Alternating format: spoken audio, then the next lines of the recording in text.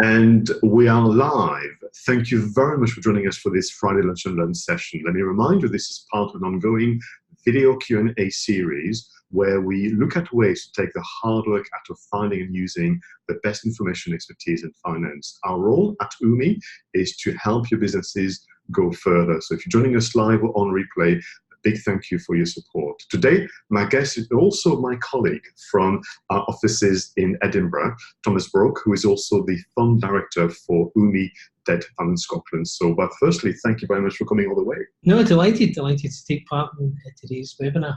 So this webinar came out actually as the conversation you and I had many months ago, where you explained debt finance to me, but you had such a unique way, well, I would argue a unique way to me, that I told you we should record this one day. And Yes, then many months later, here we are recording it as part of the Friday Lunch and Learn session for UMI. So before we move on to some of the things you've prepared, what is your perspective in 2019, what we mean by debt finance and how has it changed maybe over time? Sure. Debt finance is basically any form of loan vehicle that a company uses to grow, for working capital, paying bills, recruiting staff, exporting. And it's changed dramatically over kind of recent years. The banks, who traditionally were the main players in this space, have kind of retrenched, if you want to use that description. But there's certain areas, certain sectors, certain type of companies they're no longer really supporting. So the alternative finance market has exploded over the past 7 or 8 years. Mm-hmm. And it's a completely different landscape. But there's still kind of certain things all lenders look for, regardless if it's a bank or alternative lender or a broker. And I know from working with companies over many years, it can be intimidating, it can be stressful, and it's often quite off-putting for the companies involved. So in some ways it's easier to get finance, but it's really doing your homework beforehand. So you're targeting them in a format that really helps them say yes rather than say no. Okay, so well, in a way, you've summarised, what you've compiled as notes, for today's webinar. So don't hesitate if you are watching it live to answer your question in the chat area, which we'll check from time to time. If you're watching the replay, do feel free to email your questions at UMI. I'll give you the address in a moment, or within the YouTube channel or the Facebook page. My colleague will be looking at that because I think it's an important area and one where it may take a few passes to understand it and become a keen practitioner. So what I'm going to do now is kind of share the screen so you can all kind of follow Tom's recommendation and advice with some prompt that will come to you. And all we'll do as well, Tom, is, if you don't mind, we'll make those slides available as a download. No, absolutely. On the web. I think that would be very helpful. So let's move on to the screen share. And I think you'll find that we going to move it to the side, so I hope that people don't mind, but at least you can see the text. And then what I'm going to do is pretty much pass that over to you and take us through some of the deliberation. And from time to time, I may ask you some questions because this is a new subject to me as well. No, absolutely. So over to you. Right, title really, how to successfully raise debt finance. So I'm trying to share some insights and best practice if you want to do it that way. From my kind of experience of being on the opposite side of the fence, where you're actually assessing loan applications and you're assessing business applications, to try to give some tips that will help you write it in a way that your audience is going to be receptive to it. So that's basically the heading. The next slide, I've just put what's a typical business plan outline. Now, there's lots of these templates available, including on their own websites. And again, you could do a 2-day workshop on how to complete a business plan. Often they're used for raising equity. They might be for raising debt. You may have to do it for a grant application, or you may even be doing it just as part of your own business planning to share where you plan to go with the staff. They all have a similar format. I'm not going to get into the kind of format so much today. It's more some kind of hot topics that really make a difference in terms of the presentation and how it's assessed. But if anybody did want more guidelines on how to access these templates, anyone in the team can help, so we can point in the right direction. So for me, I was going to start with what the lender's perspective is. If you're doing a business plan for an equity investor who's taking a long-term stake in the business, they're looking from different things from a bank. They're looking at what's the growth potential, what's the size of the market, and they're trying to gauge how much their investment stake might be worth in 5, 10, 15 years. The bank starts with the premise of how am I going to get my money back? That's the bottom line for most banks, most lenders. Am I going to get the money back? What's the risk? So the first thing in any business plan is, does the plan and the borrowing make sense? That probably sounds obvious, but it's surprising how many plans, even my team, we look at, and we don't quite understand how much do they want to borrow and what they're going to use it for. And it's all about building up credibility. The easier questions, if they're answered clearly and concisely, you start getting confidence that the management team really understand the business. And that's all the business plan is. It doesn't have to be war and peace. The last thing I look forward to is getting a 100-page business plan. Some people actually go overboard, and it gets to the stage that nobody really reads it. So you want something that's concise, powerful, but conveys most of the messages. And regardless of what you put in, somebody's still going to ask you more questions anyway. So is that essentially the intention, that you should make people curious and they want to ask you more questions? Or Yes, absolutely. It's don't pad things out. Just say it as it is. And the fact that they come back and ask a follow-up question, you've got engagement, and that's the key thing. Most business plans for banks and such, like, if they're too big, will sit in an entry for weeks because nobody can work up the kind of emotional energy to actually sit and take it out and read it from end to end. The other thing we're constantly assessing, are the management team credible? So if you've got experience of the sector, you've got experience of the industry, really bring that out the plan. It's almost like a small CV. And again, if there's gaps in the team, be quite open about it. If you don't have a finance director, just explain how you're addressing that. But don't hide from anything, because it'll become obvious to the lender and they're going to start drilling into it anyway. And what are the management team risking? Any lender likes to see the business owner having something to lose in the business, some equity, they've got some investment they've put in themselves. If it's all skewed to the lender, then the only person who's going to lose if it goes badly wrong is the lender. So you've got to think of that as well. And I've said, do the financials make sense? Sometimes the financials might be prepared months ago, and of course the current trading position's changed and there's a disconnect. So always make sure, if the projections are showing you're doing £100,000 in May, June, July, is that still accurate? It hasn't slipped, because otherwise you'll end up going back and having to reforecast, which just adds time delays and it's kind of more emotional energy you're having to invest. The bit I've said about is the deal within my risk appetite. Some lenders focus on particular sectors. Some will do hospitality, for example, others won't. So it's doing a bit of research on the lenders to make sure that you put the plan in, it's something they're interested in doing. Because if you have a technology company and you apply to a traditional lender who's not into technology or funding it, then it's just not going to kind of cut the mustard with them. That's the lender's perspective, the question that they'll keep coming back to: how do I get my money back if it goes wrong? It's as simple as that. And that may mean they will discuss what security is available. And that's often personal guarantees, which can be an emotive subject. But again, if you're prepared for the question, you can have thought of an answer and a response rather than being kind of caught offhand when it does come up. So I've got a couple of questions, if you don't mind then. So Sure. You said do the research on the lender. So firstly, could you give me some ideas of what could a lender be? What kind of individuals or organization could they be outside of the bank?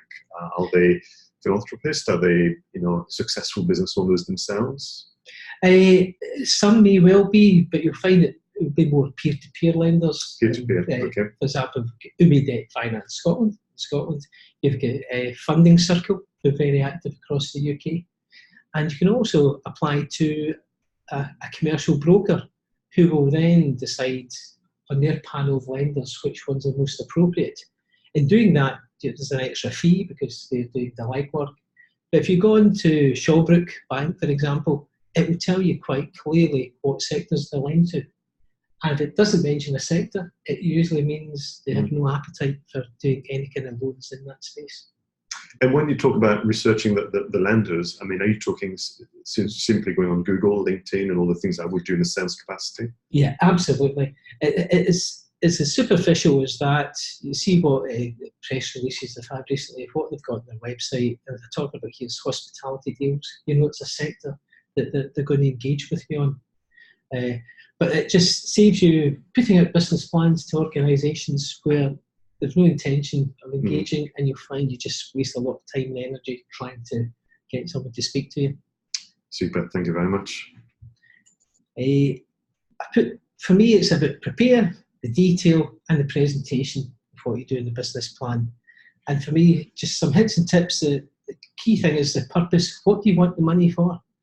And how much do you need? And it's surprising how many businesses will say, well, how much can you give me?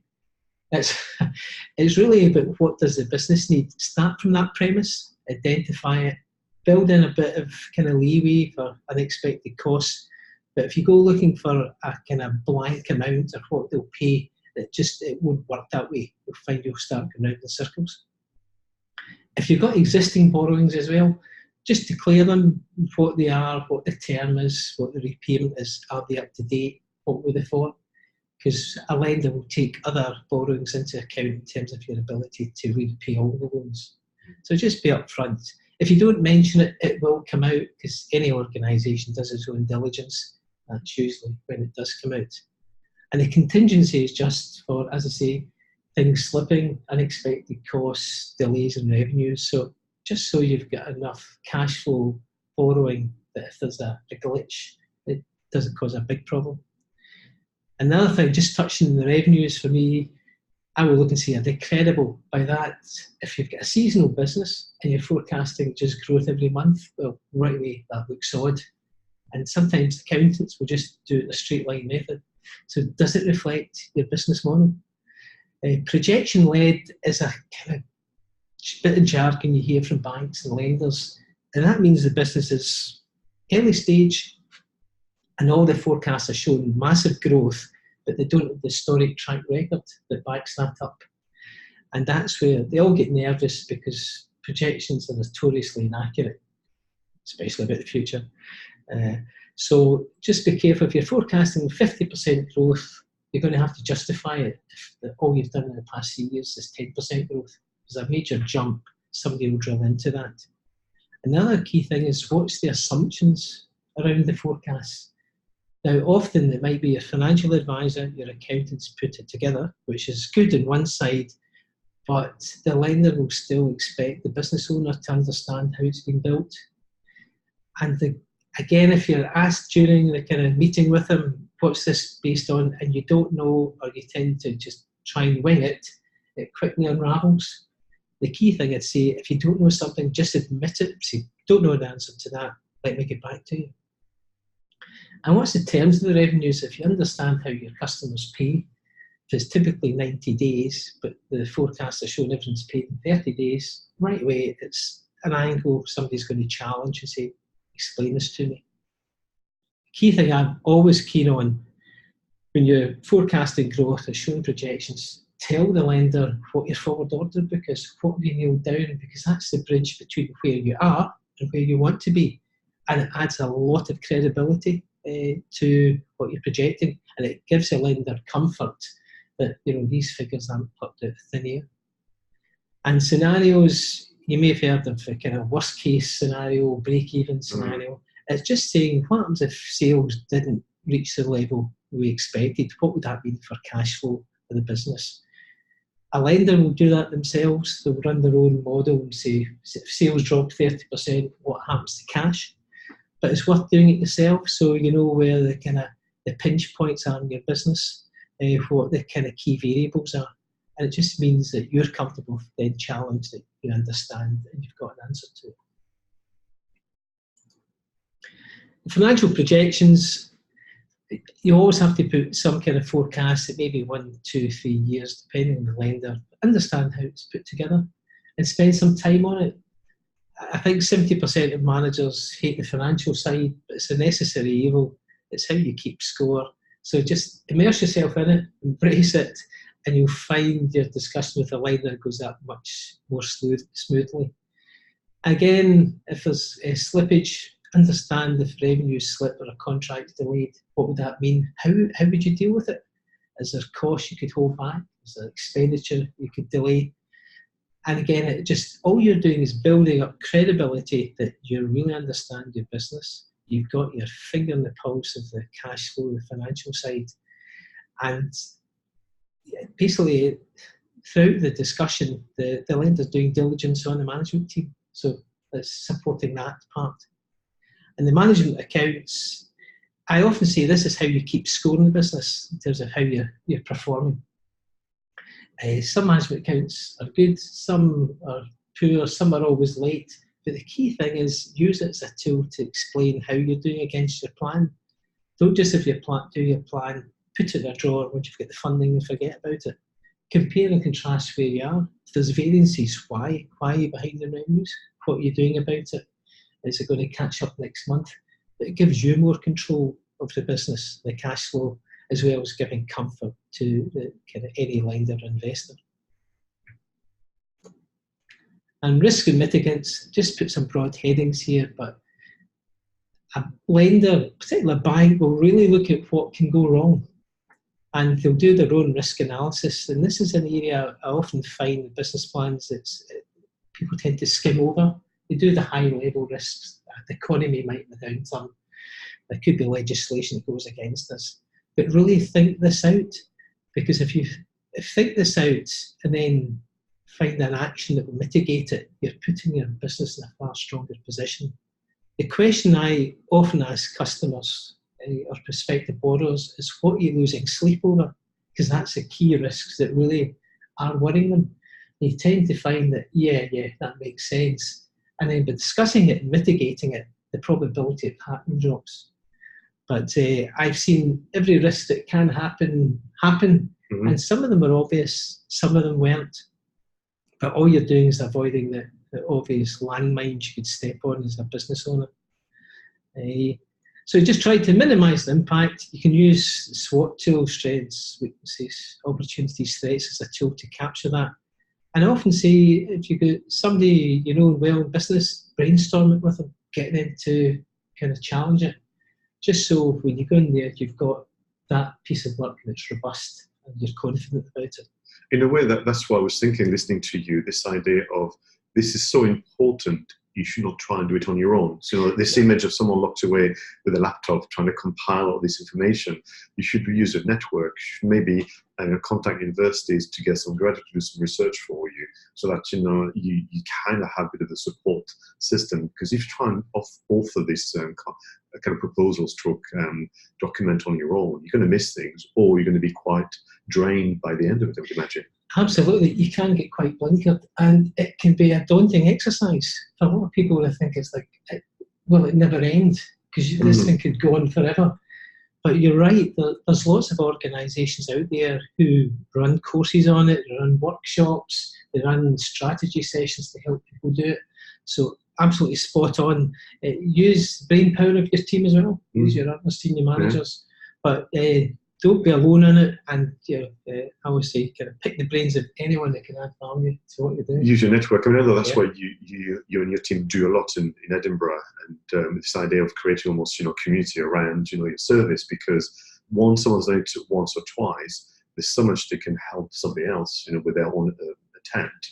And I think that the more business owners connect with each other in and around the attempt at raising debt finance, I think the better, because to be able to ask a question of one of your peers, to get the support, and for them to share their experience. Because I will ask you after this presentation a question which is really, what happens really in that meeting? So we'll come on to that later on to the presentation, but I think it's the unknown, isn't it? So we put all this documentation, but if you've not done this before, it's almost like going to your very first job interview. You've made up in your head, what goes on, what doesn't go on, and actually you come back thinking, well, it wasn't as bad as I thought, or it was actually very different to what I thought. So we'll come on to that. But the next point builds on to that, I know. So I'm going to let you present now if you want to move on to the next slide. which is this one, yeah? So yeah, so the killer business plan, this is my own interpretation of what makes it a killer, but it's concise and it's targeted to your audience. So if it's to an investor, we're talking about the market potential. If it's to a lender, this is how you're going to get repaid, and this is how robust the revenues are. But lenders have a short attention span, so a good executive summary, bang, you've got the attention, they're going to read through it. It is incredibly daunting. You've got 130 pages of text and numbers to say, oh, right, it's going to be 3-4 hours. I have to find So can I push you on that? What do you think, or I know you've read your fair share of proposals and more, so what is a good executive summary in your view? It's probably a couple A4 pages that gives clear insight into the business, what they want to do with the money, what the strategy is, where they're going, and basically what the USPs are, or what the intellectual property. But very concise, but just enough to give you that overall picture. So as a lender, you think, yeah, this sounds really interesting. I want to find out more about that. And then you can delve into it. But just enough, it's got to be relevant, and nobody knows your business better than you do. So it's just getting that down. But 2 pages at the most, I think, and you've probably nailed it. And I've put coherent. It's sometimes you get long business plans that start rambling or repeating themselves. So again, it doesn't have to be a dissertation. So short, concise, to the point. Do it in bullet point format if you're more familiar or comfortable with that. But whatever suits you. And purpose, keep coming back to that. It has to be clear. What are you going to do with the money? How much do you want? Please don't go out there and say, what will you give me? That, for me, is a kind of... Does it happen? It happens more often than like. Okay. People say, how much can I get? Well, it's the wrong way of working it. What does the business need? That's a key question. Route to market. Often people talk about, I'm going to increase sales by 50%. Great. How are you going to do it? Have you got a sales background? Have you got a sales team? Are you using distributors? But explain how you're actually going to break into that market. I had one plan recently where the person's a kind of technical operations person. They're not a salesperson, but they're going to double sales just based on the existing team. So right away, how are you going to do that? It's out with your comfort zone. It's not the skill set. So right away, I'm thinking sales aren't going to be achievable. IP and USP, intellectual property. If you're a tech company, software company, if you're intellectual property, detail it, even if it's trademarks, it's copyright, but what's unique to the business and kind of adds value to it. And your USP, be absolutely clear, why are you different in the marketplace? Because the other question lenders think is who you're competing with. Hence I've touched on competitor analysis. Now you're saying who the competitors are, what they do, but why you're better in price, quality, speed of response, all 3. And again, coming back to understand the financials, both the historic ones and projected ones, you will find the lender spends a lot of time in that at some stage in the process, but get comfortable with it, understand the margins, understand how you've built this. If you're not sure, speak to your own accountant or advisor or team member who put them together. Or if you can't, take them to the meeting. It gives you extra support. You don't have to go there on your own. And real understanding of the internal and external risks. I have seen some plans where it's clear that there was major risks that they just hadn't recognised. Again, as a lender, the reason I'm interested, I could lose money in this unless that risk is mitigated. And the last one, it's fundamental, no surprises. If there's bad news or there's been an issue, be upfront with it. Please do not hide it, because it does come out, and it'll come out at some point in the diligence phase, and it'll kill your application dead. Because at that point, it's just credibility's gone, and the lender will just walk away. Okay. So if you have problems with bad debts, tell them. But sometimes you find things buried, small detail in the business plan, and it's right, tell me about this. So my hints and tips is lenders are not interested in funding losses. So if you're a loss-making business and you're looking for funding, that's one of the few things they will not fund. So you have to think again. Do your homework. If you can, rehearse beforehand. It is stressful. going to some of these meetings with a lender, especially if you've not done it before. So again, rehearsing takes the kind of fear element out, makes you more comfortable. If you've got a friend or another business owner who's been through it, yeah, get them to do a role play with you. Be honest. I'm a great believer, if you don't know something, just say. If you say that, you get more respect and credibility. You can always go back. And if you're getting asked lots of questions during the meeting, you've actually engaged the lender. If they're not asking questions, either they've decided in their own mind it's not one they want to progress, or it's something they can't support. But no questions is a bad sign. Lots of questions are a good sign. Embrace challenge. The reason I've said this, people either tend to, when challenged in some part of the plan, act defensively and perhaps get hostile or aggressive, or they say, yeah, okay, and they work with the lender to find a way forward. You've got to remember you're managing a relationship there. And if you get hostile with whoever the lender is, or defensive at the first meeting, you're painting a picture, and you want this lender to go the extra mile for you. You want them to say, I want to work with this business. So it's just watch how you come across. You wouldn't do it with another supplier, so just think of a lender as a supplier of finance. You will be asked for additional information regardless of how good your plan is. Every lender's got their own quirks. They will ask for it. Respond quickly, clearly. It builds credibility. If you take weeks to respond, it means, one, you don't know, or two, how serious are you about this? And ask for feedback on your plan, if it's successful or unsuccessful, because you want to revise your plan constantly, kind of refine it, so you get better at putting it together. That comes back to what I put below, rifle versus shotgun. You get people who write a business plan and fire it off to 15 lenders. Now, if you get it wrong, you've just switched 15 lenders off. If you do it as a rifle, one or two at a time, get feedback, amend it, improve it, then your chances of success increase. I've got one real life case of that. A personal friend was going for funding under one of the government schemes that the banks provide. He fired off 10 business plans, hadn't realised he'd put a major error in terms of the purpose of the loan, which wasn't eligible for that scheme. The 10 lenders came back and said, sorry, we can't help you. And that was him, he couldn't reapply for 12 months. So if he'd done it just a couple at a time, he'd have kind of salvaged that. And manage the relationship. The bank or the lender will be looking for information for you, but build rapport with them. Respond to them the way you want them to respond to you. But it's a relationship, and the more you put into that, the more you'll get out of it. Because lenders are human too. Yeah, true. Wow, that was brilliant, Tom. Thank you very much. Thanks. I mean, I'm going to have some more questions for you in a moment, but having obviously compiled, because that sometimes I found that to be the case, when I kind of crystallize my thinking, then new things come on in terms of, your subject matter of raising debt finance. Do you think that is going to change over the next few years, that the lender kind of borrower relationship is going to change? What will be the impact of technology, for example, in terms of applications? What's coming around the corner? Yeah, a variety of things. Technology is definitely going to play its part. Most traditional lending models, they've revised every part of the process except the lending process. And more of that's going to be automated. Artificial intelligence, machine learning. So even beyond small business up to commercial and corporate banking, a lot of that will be automated in the future. There's no two ways about it.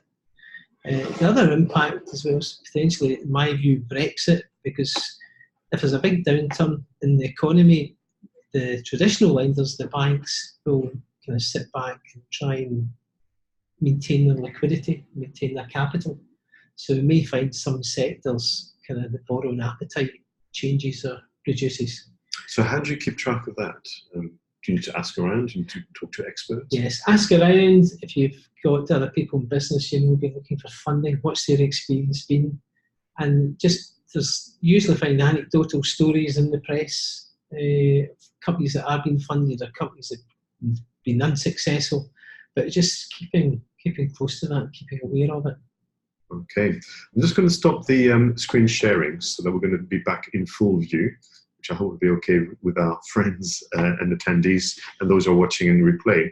So I wanted to ask you this question. So I've got my killer business plan as you described.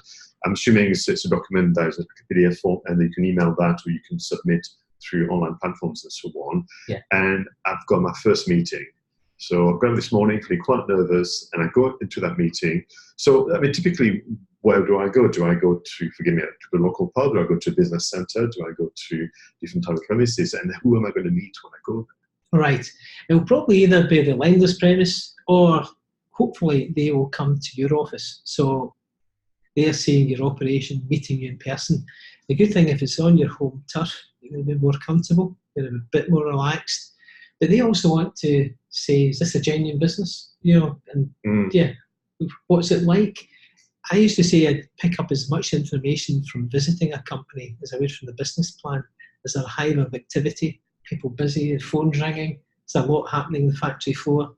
That type of thing gives you a real feel for, oh yeah, this seems like a vibrant place.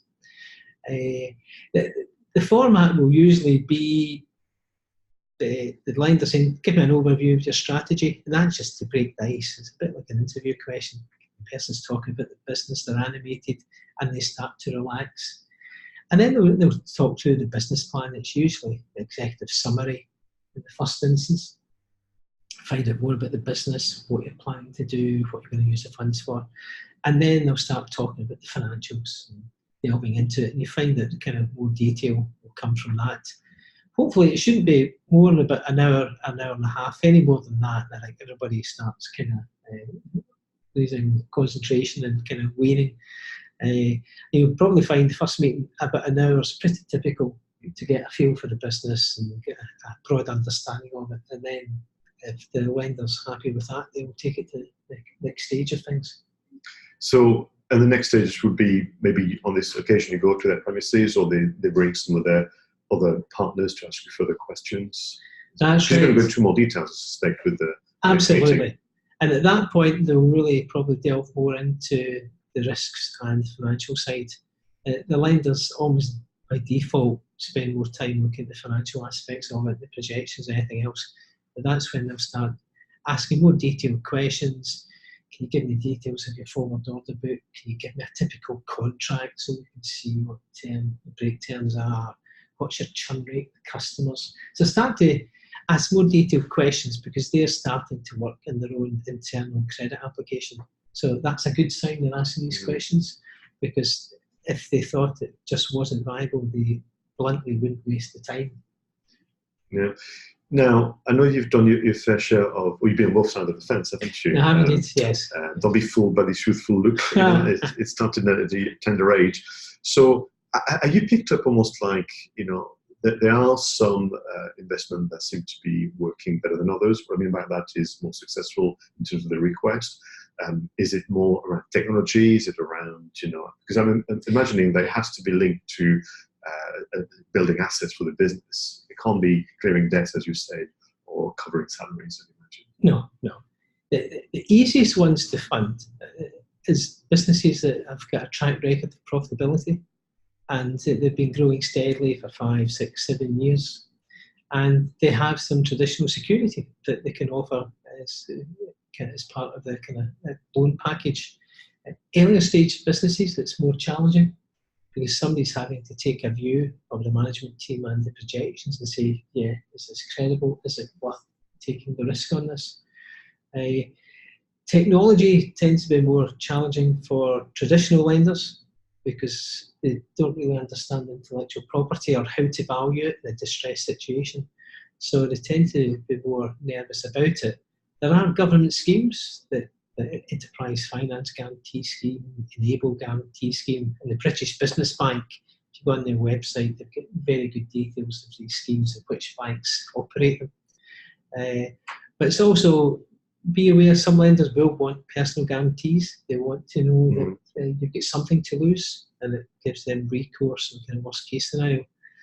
But I'd say I've seen technology companies get funding reasonably straightforwardly, because they've had a really, really good plan and they've approached the right lender in the first instance. I'd say if you've got a good business a good story, it's fundable. It's just finding out who wants to do it. Yeah. So can you give me an example again for my own benefit more than anything else around the range of things that have been funded? I mean, would people raise debt finance for premises, for example, in a different location because they want to export? Do they want essentially to bring you advanced manufacturing processes? I mean, is it very, very varied, or it tends to be quite narrow in terms of the options? No, it's quite varied. A commercial mortgage or a commercial property is fairly straightforward as long as you've got a contribution that's within certain loan parameters. You can invoice if you've got a growing debtor book. There's factoring, invoice discounting, and most lenders are relaxed about that because the funding line grows with the growth in the debtor book, and it's secured over your debtor book as well. Term debt, you can use it for machinery, you can use it for working capital, you can use it for R&D in some occasions, research and development. The key thing is making sure the term of the debt matches the cycle of what you're doing. But what I mean is, if it's a long-term asset, you don't want to fund it in a very short-term facility because the cash flows aren't matching up with the funding cycle. But no, there's a range of options there, and you'll usually find the lender will give clear hints and tips on how to structure it as well, because they're obviously looking at it from their own perspective. Is this the kind of most robust, credible way of doing it? Smashing. Well, listen, we've reached pretty much the end of our time together. I personally have thoroughly enjoyed it. I do hope that this feeling is shared with our live audience and those who are going to watch on replay. Could I probably, ask for you to consider to come back across, the year to maybe delve into other parts of financing, but also maybe some of the key elements that you've presented? No, I was delighted. It's a topic it's fascinated me for years, and it's you can get into it in kind of short chunks or in real depth. But no, I'd be delighted to kind of help assist in any way in the future. Thank you very much. So based on that, if you have any questions or further on question about raising finance for Tom, let us know, because then we can schedule the recordings, and trying to find time in your busy diary. With regard to the ongoing video Q&A series, we've adopted, if you will, 3 core themes. One is driving sales with smarter marketing. The other one is raising finance to help your business go further. And the third one is developing people and looking after talent. So we're looking at those 3 themes over the course of the next few months as UMI, and we'll have regular guests across those 3 elements. So 2 things: if you have questions across those themes, do send them to us, because then we can pass them on to our guest. But yourself, if you'd like to be considered to be a guest, then why don't you send us your killer application using Tom's term about what you're passionate about, where you have expertise, and the highs and lows. It's not always doesn't always go to plan. No, it so I think we need to doesn't. know that as well, and then we'll be able to put together a program of activities. But remember, our role at UMI is to help you find and use the best information, expertise, and finance, so that we can all help businesses go further. So once again, big thank you to Tom for traveling all the way to our offices here in Seaham, and thank you for your support live or on replay, and see you very, very soon. Bye for now. Bye. Thanks.